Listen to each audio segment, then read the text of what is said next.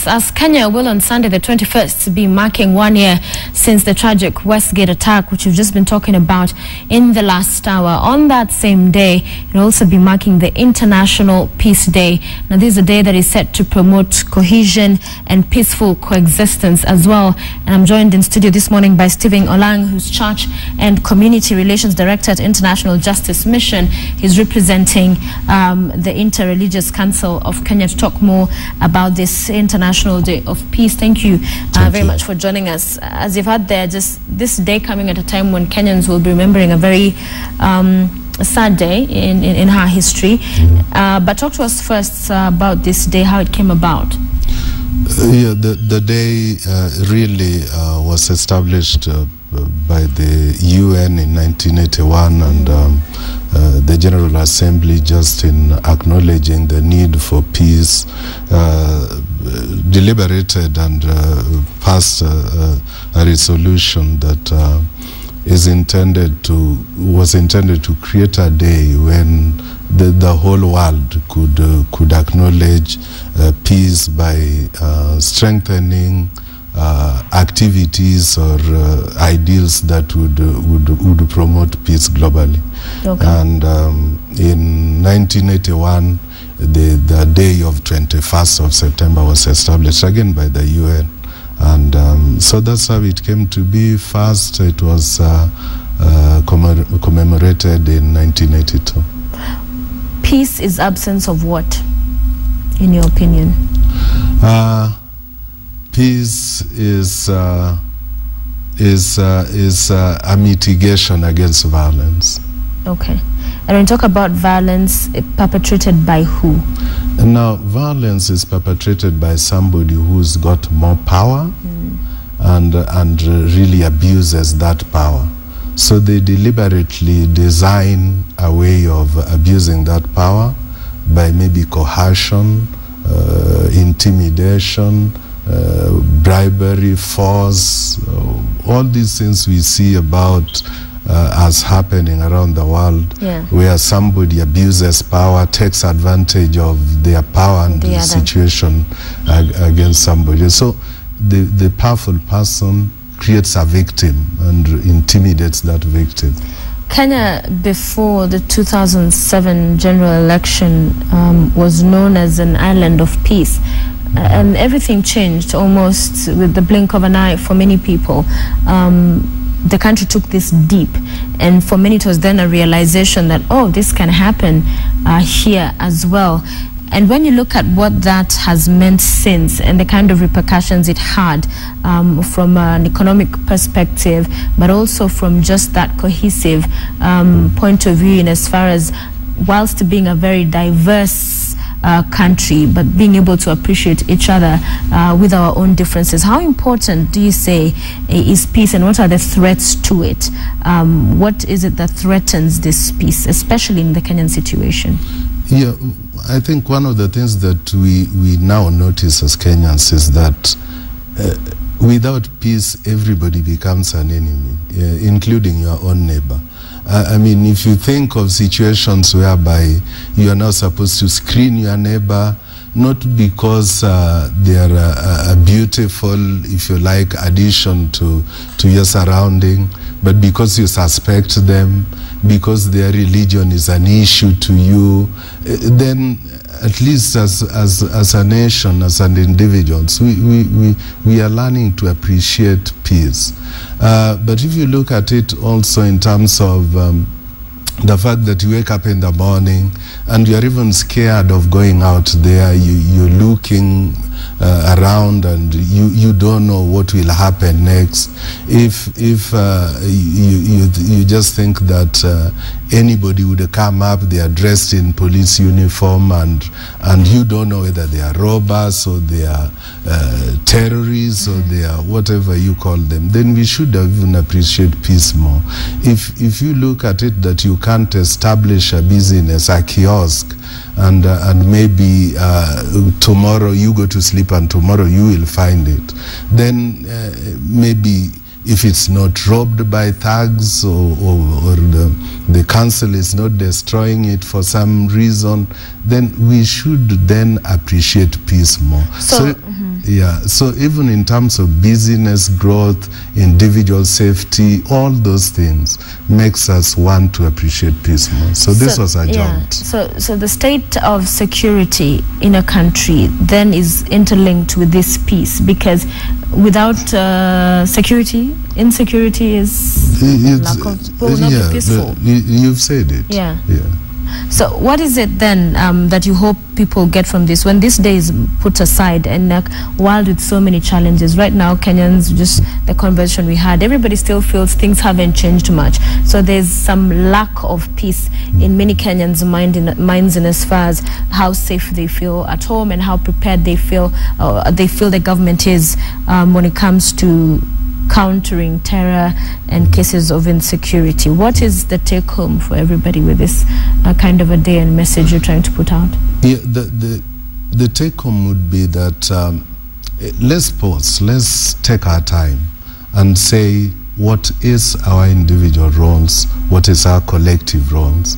And we are saying that really it starts at a very basic level, and that basic level is think, promote ideals of peace, those things that says karibu, things that says how are you, how is the day, things that appreciates diversity, dialogue at national level. And I'm not using that word politically, but let's begin to talk without just prejudging things and just creating blocks to not hearing others and not listening to them, not appreciating their points.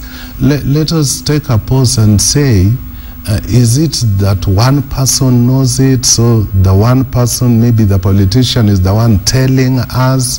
Let us just pause and do those little things that will make us appreciate peace. But even more so at a religious level, and particularly this year, this time on 21st, led by the Catholic Justice Peace Commission and mobilizing the interreligious group, they are reminding individuals, and especially those who are faithful to certain faiths, particularly the Muslims, the Hindus, the Christians as a bloc, including SDA, that look, you've got that opportunity to really just think within yourselves as individuals, as congregations or groups of a faith, and even at national levels, and cause an influence that says, what are these ideals of peace that we should be thinking of? Okay, so you're saying a responsibility does begin with every person. Exactly. The church has responsibility. But let's talk a little bit, you mentioned politics. And we sometimes, like now, it's a heightened political climate atmosphere, some would say, in as far as the discussions that are ongoing. And some of the effects we see from this, when there's so much of that activity in terms of politics, from one election now to this referendum talk, and we are approaching another one. What are some of the repercussions, the consequences of continuously having this heightened environment? We're not saying it's unpeaceful, it's not peaceful, but at the end of the day, what are those things that this comes at a sacrifice of? For example, from a business perspective, investor confidence, people feeling, yes, this is stability, or this could go north or south very fast. Yeah, I think, in fact, that's why this marking such a day is important. And we're just saying, politics and the political things and situations that are going on, how do they lead into a peaceful environment in the short term, in the long term? Because even without isolating business or say a particular sector like tourism now or something like that, without isolating any particular sector, just the fact that politics in itself has got things to do with distribution of resources. And distribution of resources is something that every one of us is bothered about. I mean, at the end of the day, how we lie. A farmer thinks in terms of farming. Businessman, woman thinks in terms of their business. So when there is politics and people say things, what we should pause, and this is the purpose of the day, is to ask, how is this leading to peace? Is it creating peaceful structures? Is it creating, does it have the promise of peace? Especially when we appreciate that it really does not matter at the end of the day what comes out if that thing that comes out does not lead to peace. And so as Kenyans, we should look at that political situation that's going on now, and it will still come. Look at it in terms of how does it add to peace. And how do you, or how are you planning to engage these politicians? Because they're largely blamed sometimes for the polarizing of the masses, that they're the ones with their messages, their utterances, and their bases, that they will go and this message will resonate with them, and that only goes to entrench the divisiveness, leading to this restlessness, and sometimes we've seen cases of violence. So, because then they prove to be an important stakeholder that should be very central and integral to this kind of a movement, or this kind of calling for peace, so that they can also be involved in taking that message to people. Yeah, I think, and one of the purposes of this day is the so-called ordinary Kenyan should know how to engage the politician as a matter of social check, as a matter of in whatever forum, in whatever situation, creating those platforms where the politician is checked, and checked on very basic things, not because one hates who, but just because we democratically elected you. And so if we did that, we're just asking for accountability. And this day, one of the things that we want to encourage is creation of platforms and forums where people, ordinary Kenyans, mighty Kenyans, whether it's in their business structures, business organizations, professional forums, can then create those platforms and ask the politicians, not to demean them, not to remove their Shemiwa names and so on, but just to ask for simple accountability and to question them on certain things that they talk about, that they do, and how does it lead to peace. So that's one of the things we want to. And let me just add, and especially because as I've said, this day is particularly being organized by the Catholic Justice Peace Commission together with the interreligious groups.